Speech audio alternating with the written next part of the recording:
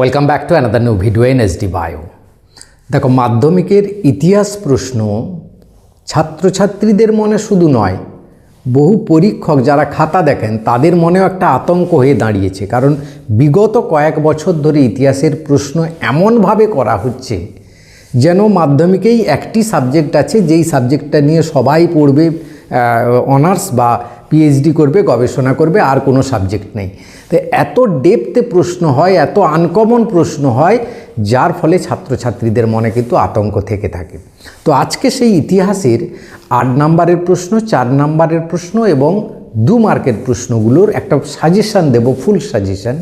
যে সাজেশানগুলো পড়লে তুমি যদি সারা বছর নাও কিছু পড়ে থাকো, এই সাজেশানটা করে যাও, তাহলে কিন্তু তুমি 60 to 70% নাম্বার আরামসে পাবে, একদম 100% গ্যারেন্টি দিয়ে বলছি। শুধু প্রশ্নগুলো কিন্তু ইনকমপ্লিট প্রশ্ন, তাই পুরো সেশনটা শোনো, প্রশ্নগুলোর আলোচনা শোনো। স্ক্রিনশট নিয়ে যদি প্রশ্ন নিয়ে নাও তাহলে কিন্তু খুব একটা লাভ হবে না, বুঝতেও পারবে না। এবং 2 মার্কের প্রশ্নগুলো এই বোর্ডটা মোছার পর আমি পরের দিচ্ছি। এরপরে কিন্তু আমি ভৌতবিজ্ঞান এবং জীবনবিজ্ঞানের ফুল অ্যান্ড ফাইনাল সাজেশান নিয়ে এসেছি। অনেকেই বারবার কমেন্ট করছো, তাই চিন্তা করো না, সমস্ত কিছু আসবে একটার পর একটা। তাই ভিডিওটা শেষ পর্যন্ত দেখো, ভালো লাগলে লাইক করে বন্ধুদের শেয়ার করে দিও, চ্যানেলে নতুন হলে চ্যানেলটা সাবস্ক্রাইব করে রাখো। দেখো, প্রথমে 8 মার্কের প্রশ্ন আসে। অনেকগুলো 8 মার্কের প্রশ্ন হয়, কিন্তু আমি একদম সাজেস্টিভ কয়েকটা প্রশ্ন দিয়েছি, যেগুলো করলে তুমি 8 নম্বরের একটা 100% পাবে। দেখো, নাম্বার 1 প্রশ্ন, সশস্ত্র বিপ্লবী আন্দোলনে নারীদের ভূমিকা। একটা বড় হয়, অনেকটা লেন্দি প্রশ্ন, কিন্তু একটা শর্ট ফর্মে করা আছে, ঠিক আছে। মহাবিদ্রোহের প্রকৃতি এবং চরিত্র, এই দুটো প্রশ্ন কিন্তু ভেরি ভেরি ইম্পর্ট্যান্ট, এই দুটো করতেই হবে। বিংশ শতকে উপনিবেশ বিরোধী আন্দোলনে বামপন্থীদের ভূমিকা, এই প্রশ্নটাও ঘুরিয়ে ফিরিয়ে বিভিন্ন রকম হয়, যে বিংশ শতকে ইংরেজ বিরোধী আন্দোলনে বামপন্থীদের ভূমিকা, এরকম দিতে পারি। এবার দেখো, 4 নম্বরে একজনের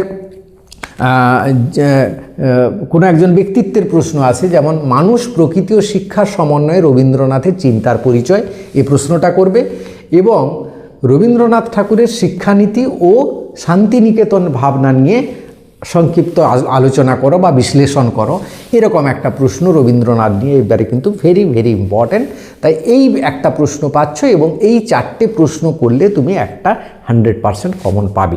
তাই এই 4টে প্রশ্ন একটাও কিন্তু বাদ দেওয়া যাবে না, এখানে সাজেশান করে নিলে কিন্তু মুশকিলে পড়ে যাবে। এবারে আসি 4 মার্কের প্রশ্ন, তারপরে আসবো 2 মার্কের প্রশ্নে। দেখো, 4 মার্কের প্রশ্ন, মহাবিদ্রোহের প্রতি শিক্ষিত বাঙালি সমাজের মনোভাব কেমন ছিল বর্ণনা করো, এই প্রশ্নটা করতেই হবে। ইতিহাসের উপাদান থেকে একটা প্রশ্ন আসে, সরকারি নথিপত্রের ভূমিকা, সংক্ষেপে লিখেছি, সরকারি নথিপত্রের ভূমিকা আলোচনা করো। নারী শিক্ষা বিস্তারে রাধাকান্ত দেবের ভূমিকা, জাতীয়তাবাদ প্রসারে হিন্দু মেলার ভূমিকা, এবং উডের নির্দেশনামাকে মহাসনদ বলা হয় কেন, অর্থাৎ উডের নির্দেশনামা যেটা আছে তার সম্পর্কে টিকা বা মহাসনদ বলা হয় কেন, এটা পরে আসবে। উদ্বাস্তু সমস্যা সমাধানে ভারত সরকারের কি উদ্যোগ নিয়েছিলেন তা বর্ণনা করা, এরকম একটা প্রশ্ন আসে। জুনাগড় রাজ্যটি কিভাবে ভারতভুক্ত হয়, বা হায়দ্রাবাদ রাজ্যটি কিভাবে ভারতভুক্ত হয়, এইগুলো থেকে একটা প্রশ্ন ভারতভুক্ত নিয়ে একটা থাকবে। তো এই দুটো থেকে একটা কমন পেয়ে যাবে। বারদৌলি সত্যাগ্রহের প্রতি জাতীয় কংগ্রেসের মনোভাব কেমন ছিল আলোচনা করো। গান্ধী আম্বেদকর দলিত আন্দোলন নিয়ে যে বিতর্ক রয়েছে, সেই বিতর্কটা সংক্ষেপে লেখো। ছাপাখানা বাংলার শিক্ষা বিস্তারের গুরুত্ব কতখানি ছিল, ছাপাখানার গুরুত্ব সেটা আলোচনা করো। বঙ্গভঙ্গ আন্দোলনে শ্রমিক শ্রেণীর ভূমিকা বিশ্লেষণ করো, এরকম একটা প্রশ্ন থাকবে। টিকা একটা থাকবে, দেখো, একা আন্দোলন, রশিদ আলী দিবস, মিরাট ষড়যন্ত্র মামলা, ইউ রায় অ্যান্ড সন্স, এই 4টে টিকা কিন্তু তোমাকে ভালোভাবে করতে হবে, এখান থেকে একটা টিকা কমন পাবে। হুতম প্যাঁচার নকশা গ্রন্থে বাংলার সমাজচিত্র আলোচনা করে। এদেশে শিক্ষাবিদ্যায় কলকাতা মেডিকেল কলেজের ভূমিকা আলোচনা করো, এরকম একটা প্রশ্ন থাকতে পারে। জাতীয়তাবাদী চেতনা বিকাশে আনন্দমঠের ভূমিকা, বঙ্কিমচন্দ্র চট্টোপাধ্যায়ের আনন্দমঠ উপন্যাসের ভূমিকা, এরকম প্রশ্নটা থাকবে। স্বাধীনতার পর ভাষার ভিত্তিতে ভারতবর্ষের যে পুনর্গঠন হয়েছিল কিভাবে, সেটা আলোচনা করো, এটাও করতে হবে। ওয়াহাবি আন্দোলনের প্রকৃতি এবং বাংলার নবজাগরণের প্রকৃতি, এই প্রকৃতি দুটো থেকে একটা কমন পেয়ে যাওয়ার সম্ভাবনা আছে। তো এই কটা প্রশ্ন কিন্তু তোমাকে ভালো করে করতে হবে। এই 8 মার্ক এবং 4 মার্ক দিলে তুমি কিন্তু কমন পাবে এবং এখান থেকে তুমি 60-70% নাম্বার পাবে। এবার আসি আমরা 2 মার্কের প্রশ্নগুলো। এবারে আসি 2 নাম্বারের প্রশ্নগুলো। দেখো 2 মার্কের প্রশ্নগুলো কিন্তু বেশ কয়েকটা দেওয়া আছে এবং কিছু 4 মার্কের প্রশ্ন যেগুলো আছে সেগুলো থেকেও কয়েকটা 2 মার্কের প্রশ্ন আসতে পারে যদি 4 মার্কে না আসে, তাই সেগুলো কিন্তু খেয়াল রাখবে। এবার এই 2 মার্কের প্রশ্নগুলোও কিন্তু শর্ট ফর্মে করা আছে, প্রত্যেকটা প্রশ্ন আলোচনা করে দিচ্ছি দেখো, এবং খাতা পেন নিয়ে বসো, প্রত্যেকটা প্রশ্ন তুলে নাও। এইগুলো করলে কিন্তু 2 মার্কের প্রশ্ন কমন পাবে। বেশ অনেকগুলো প্রশ্ন থাকে 2 মার্কে, তোমরা জানো, তাই এগুলো তোমাকে সবগুলোই করতে হবে, একটাও বাদ দেওয়া যাবে না। দেখো নিম্নবর্গীয় ইতিহাস চর্চা বলতে কি বোঝো? 1 দাগ। 2 দেখো ইতিহাস চর্চায় জীবনের ঝরাপাতা গ্রন্থের ভূমিকা কি এবং ব্রিটিশ সরকার কেন সোমপ্রকাশ সংবাদপত্রটাকে সাময়িকভাবে বন্ধ করে দেয়, এরকম প্রশ্নটা থাকবে। ইতিহাস চর্চায় সরকারি নথিপত্রের সীমাবদ্ধতাগুলো, 4 মার্কের প্রশ্ন দিয়েছিলাম সরকারি নথিপত্রের ভূমিকা, এখানে সরকারি নথিপত্রের সীমাবদ্ধতাগুলো কি সেগুলো 2 মার্কের জন্য। উডের নির্দেশনামা 4 মার্কে ছিল, 2 মার্কে রেলের নির্দেশনামাকে ম্যাগনা কার্টা কেন বলা হয়। এবার রাধাকান্ত দেব স্মরণীয় কেন? স্মরণীয় কেন একটা প্রশ্ন থাকবে, হ্যাঁ, একটা নয় দুটো থাকবে, স্মরণীয় নয় কেন, একটা পুরুষ থাকবে একটা মহিলা থাকতে পারে। এবার দেখো প্রাচ্য পাশ্চাত্যবাদী কাদের বলা হয় তার একটা করে উদাহরণ দাও। কে কবে কেন ফোর্ট উইলিয়াম কলেজ প্রতিষ্ঠা করেছিলেন। তারপরে দেখো কবে কোন আইন দ্বারা বিধবা বিবাহ আইন বলবৎ করা হয়। শ্রীরামপুর ত্রয়ী কাদের বলা হয়। এবার দেখো কে কবে এবং কি কারণে বা কি উদ্দেশ্যে এশিয়াটিক সোসাইটি প্রতিষ্ঠা করেছিলেন। ডেভিড হেয়ার কি কারণে স্মরণীয়। এবার দেখো 3 আইন কি। মধুসূদন গুপ্ত স্মরণীয় কেন। দেখো এটা এইরকম আনকমন কয়েকটা নাম থাকবে, স্মরণীয় কেন সেগুলো কিন্তু খেয়াল রাখবে। ব্রাহ্ম সমাজ কেন বিভক্ত হয়েছিল তার কারণগুলো লিখতে হবে। ডিরোজিও স্মরণীয় কেন, ডিরোজিও নিয়ে 4 মার্কের প্রশ্ন দিয়েছি। এবার এই প্রশ্নটা এরকম ঘুরিয়ে আসতে পারে, নব্যবঙ্গীয় কারা বা কাদের বলা হয়, তাদের ভূমিকা এরকম বা তারা স্মরণীয় কেন। ভারতের প্রথম ছাত্র সংগঠন নাম কে কবে প্রতিষ্ঠা, মানে ভারতের প্রথম ছাত্র সংগঠন কে কবে প্রতিষ্ঠা করেছিলেন এবং কি উদ্দেশ্যে প্রতিষ্ঠা করেছিলেন। তাবিকা ই মোহাম্মদিয়া কি, ভালো করে খেয়াল রাখবে, তাবিকা ই মোহাম্মদিয়া এরকম একটা আনকমন প্রশ্ন থাকবে। 3 কাঠিয়া প্রথা, খুদ কাঠি প্রথা এরকম একটা প্রথা নিয়েও থাকে, আনকমন থাকবে। সন্ন্যাসী ফকির বিদ্রোহ কেন ব্যর্থ হয়েছিল, আগে একবার সন্ন্যাসী ফকির বড় প্রশ্ন ছিল, তাই এবারে ছোট প্রশ্ন আসবে, বিদ্রোহটা ব্যর্থ হয় কেন। কেনারাম বেচারাম কি বা কাদের বলা হয়।